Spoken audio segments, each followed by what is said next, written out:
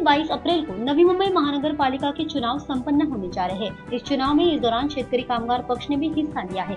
शेतकरी कामगार पक्ष के 36 उम्मीदवार इस चुनाव में उतरने वाले हैं।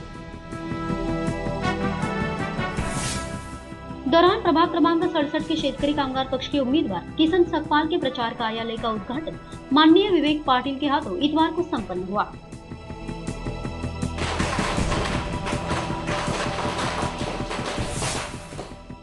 इस दौरान उनके समवेत रायगढ़ जिला शेतकरी कामगार पक्ष के वाहतूक संगठन के अध्यक्ष प्रभुदास रोहित, नवी मुंबई शेतकरी कामगार पक्ष के कार्यालयीन सचिव गौतम गायकवाड़ आदि गणमान्यों सहित कार्यकर्ताओं की उपस्थिति थी। इस दौरान उपस्थित गणमान्यों का स्वागत किया गया। इस दौरान माननीय विवेक पाटिल ने अपनी भावनाएं जाहिर करते हुए कहा कि नवी मुंबई के नागरिकों के विकास करने के उद्देश्य से शेतकरी कामगार पक्ष इस चुनाव में उतरा है।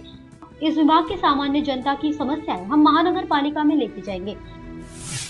या विभागामध्ये शेतकरी कामगार पक्षानं ही निवडणूक लढवण्याचा जो निर्णय घेतलेला आहे तो सर्वसामान्य जी माणसं आहेत त्या सर्वसामान्य लोकांच्या कुटुंबांसाठी महानगरपालिकेचा सत्तेचा वाटा हा त्यांच्यापर्यंत खऱ्या अर्थाने पोहोचला पाहिजे हा विचार घेऊन आम्ही या ठिकाणी आलेले आहोत। या विभागामध्ये जी आज आपण हा विभाग आहे अल्प उत्पन्न गटातील लोकांसाठी ही कुटुंबांसाठी घरं सिडकोनी त्या काळात दिलेली होती आणि म्हणून अशा अल्प उत्पन्न गटातील लोकांसाठी या योजना आपल्यापर्यंत पोहोचवल्या पाहिजेत।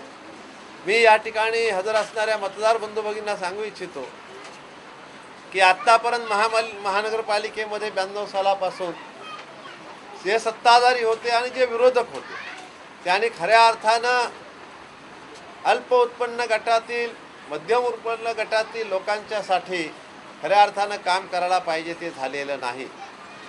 महागाई वाढते।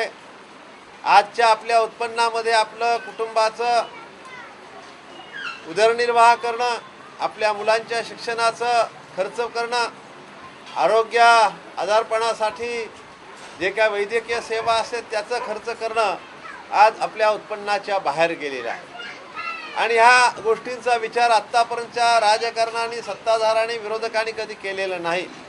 पण मी अतिशय अभिमानानं आणि गर्वानं सांगेन की शेतकरी कामगार पक्षानं तो विचार केलेला आहे। कदाचित आम्ही तुमचं आर्थिक उत्पन्न वाढवू शकणार नाही पण महिन्याला जो तुमचा खर्च आहे तो खर्च कमी करण्यासाठी निश्चितपणे प्रयत्न शेतकरी कामगार पक्षाच्या माध्यमातून निश्चितपणे केला जाईल अशी ग्वाही मी या ठिकाणी आपल्याला देत आहे। इस कार्यालय के माध्यम से नागरिकों की समस्याओं का हल निकालने में मदद होगी, इसलिए इस कार्यालय का उद्घाटन किया गया है। ऐसी भावनाएं इस दौरान माननीय विवेक पाटिल ने जाहिर की। मुलांच्या शिक्षणाचा खर्च, हिवाडीचा खर्च, मुलांना आता या विभागातल्या शाळेत बसने किती जातात, रिक्षाने किती मुलं जातात मला माहिती आहे, प्रायमरी स्कूलच नाही तर त्याचा वाहतुकीचा खर्च हा एनएमटीच्या बसच्या सेवेच्या माध्यमातून कमीत कमी खर्चामध्ये तुमची मुलं शाळेत कशी जातील ह्यासाठी निश्चितपणे प्रयत्न केला जाईल। या विभागामध्ये जर शाळात नसेल तर एक चांगल्या प्रकारची आधुनिक शाळा महानगरपालिकेच्या माध्यमातून इथं निश्चितपणे प्रयत्न आम्ही करू आणि विद्यार्थ्यांच्या शिक्षणाच्या बाबतीत प्रयत्न करू। आरोग्य सेवेच्या बाबतीमध्ये जरी महानगरपालिकेचा एकच दवाखाना आहे आणि त्याच्यातला अर्धा शेवटी विकलेला आहे किंवा चालवायला दिलेला आहे, बाकीचे दवाखाने उभे केले पाहिजेत। आहे त्या दवाखान्यामध्ये MRI सारख्या सिटी स्कॅन सारख्या सुविधा अल्पदरामध्ये इथल्या नागरिकांना मिळवून देण्यासाठी प्रयत्न केला पाहिजे।